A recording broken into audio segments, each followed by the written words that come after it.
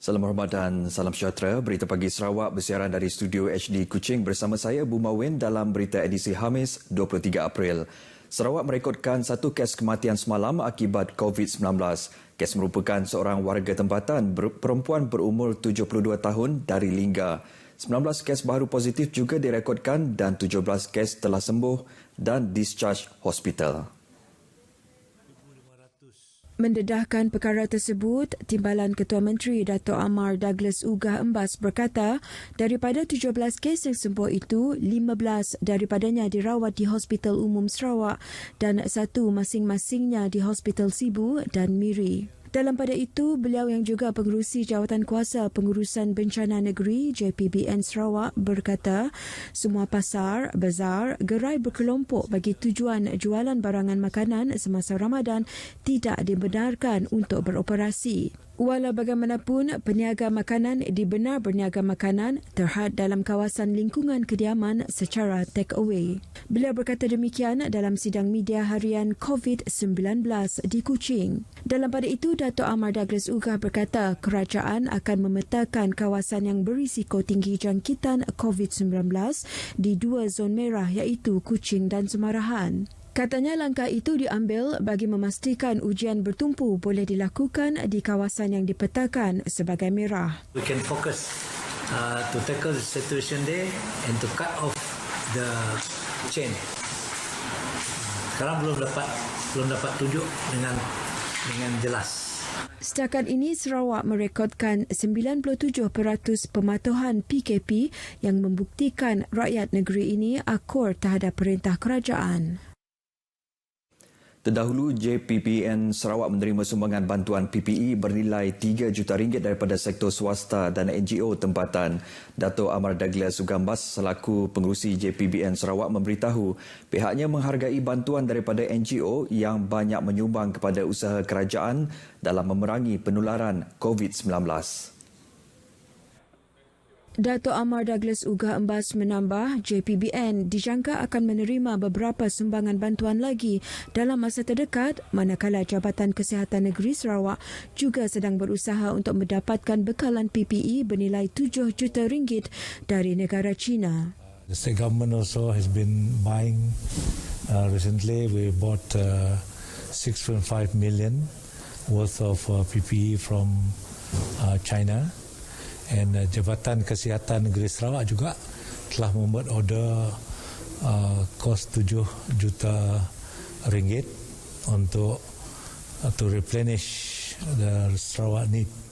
Dalam pada itu, Menteri Perumahan dan Kerajaan Tempatan Datuk Seri Dr. Sim Kui Hian pula memberitahu setakat ini bekalan penutup mulut dan hidung jenis N95 dan KN95 yang digunakan khas oleh kaki tangan perubatan di Pusat Rawatan Kes Positif COVID-19 berada pada tahap yang membimbangkan.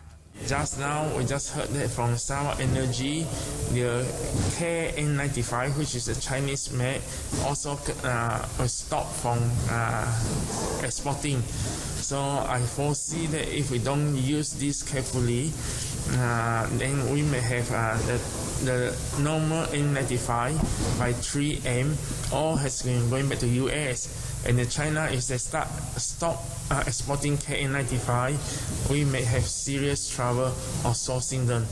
Justru itu, dengan sumbangan bekalan PPE yang diterima, Datuk Seri Dr. Sim berharap agar ianya sedikit sebanyak dapat membantu beban keperluan PPE di negeri ini sebelum bantuan lain dapat disalurkan ke semua hospital-hospital yang merawat kes positif COVID-19. Sebelum itu, Dato' Amar Douglas Ugah Embas telah menerima sumbangan PPE daripada Perbadanan Kemajuan Perusahaan Kayu Sarawak dan Persatuan Kayu Kayan Sarawak yang akan disalurkan kepada JKNS Sarawak serta Naumah Medical Specialist Centre. Selain itu, beliau juga menerima sumbangan PPE daripada Sarawak Energy Berhad, Group Engineers Malaysia Sendirian Berhad dan OM Materials Sarawak Sendirian Berhad. Dalam pada itu, Persatuan Perkhidmatan Tadbir dan Diplomatik PPTD Sarawak telah menyampaikan 14,800 peralatan pelindungan peribadi PPE kepada petugas Barisan Hadapan Sarawak semalam. Menerusi kenyataan media persatuan itu, sumbangan tersebut adalah berupa penutup hidung dan mulut, cecair pembasmi kuman dan sarung tangan getah. Sumbangan itu juga merupakan sumbangan bersama oleh Menteri Perdagangan Dalam Negeri dan Hal Ehwal Pengguna KPDN HEP Datuk Alexander Nantalinggi dan sumbangan persendirian rakan strategik PPTD Sarawak. Penyampaian sumbangan telah disempurnakan oleh Setiausaha Persekutuan Sarawak Muhammad Shahabuddin Omar merangkap pengerusi PPTD Cawangan Negeri Sarawak kepada wakil-wakil Jabatan Persekutuan Negeri Sarawak di Wisma Persekutuan di Simpang 3 Kuching. Projek sumbangan PPE ini bertujuan untuk membantu barisan petugas dan sebagai tanda sokongan kepada 112,000 orang penjawat awam persekutuan pelbagai agensi di Sarawak untuk terus bersemangat melaksanakan tugas menangani wabak COVID-19. Pelaksanaan sistem deklarasi e-kesihatan secara digital di pintu masuk lapangan terbang memudahkan lagi proses mengenal pasti mereka yang sepatutnya menjalani kuarantin di rumah atau di pusat kuarantin. Residen bahagian Bintulu, Jake Aman Luat memberitahu sistem itu juga membolehkan data para penumpang diakses dan dikumpul dengan mudah. Jelas Jake Aman Luat, sistem itu diwujudkan untuk penerbangan dari luar Sarawak dan domestik dan melalui sistem itu status kesihatan dan sejarah perjalanan seseorang juga dapat dikesan. Pengawasan serta pemantauan dapat dilakukan bagi mengelakkan hubungan secara terus dengan orang lain supaya arahan Stay Home Notice SHN atau kuarantin dijalankan. Pelaksanaan sistem itu merupakan hasil kerjasama Lembaga Multimedia Sarawak SMA dan syarikat Orient Social Media Sarawak. Berucap pada sidang media di Pejabat Residen Bintulu, beliau berkata, jika peraturan kuarantin dilanggar, maka pihak Jabatan Kesihatan dan SMA akan dapat mengesan pergerakan melalui pemakaian gelang tangan khas yang wajib digunakan. Orang ramai boleh menjarakkan diri dari golongan ini serta melaporkan mereka pada pihak yang berkuasa. Justru pengawasan secara digital ini dapat mengekang pembentukan kluster baru dan penularan wabak COVID-19. Tambahnya, mana-mana pesakit yang didapati menanggalkan gelang tangan yang diberikan semasa masih dalam tempoh stay home notice atau kuarantin di kediaman, mereka boleh didenda sebanyak RM1,000. Operasi nyah kuman di bangunan RTM Sibu telah dijalankan bagi memastikan kesihatan warga kerja berada pada tahap yang baik.